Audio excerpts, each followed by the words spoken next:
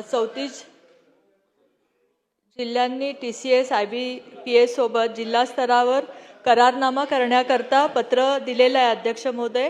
अकोला आणि भंडारा या 2 जिल्ह्यांनी करारनामा पण केलेला आहे अध्यक्ष महोदय। अकोला, भंडारा, नांदेड, पालघर, रायगड, ठाणे, सांगली व संभाजीनगर या 8 जिल्ह्यातील 76 नगर परिषदा नगर पंचायतींनी सरळ सेवा भरतीचा प्रस्ताव जिल्हा स्तरावर सादर केला आहे।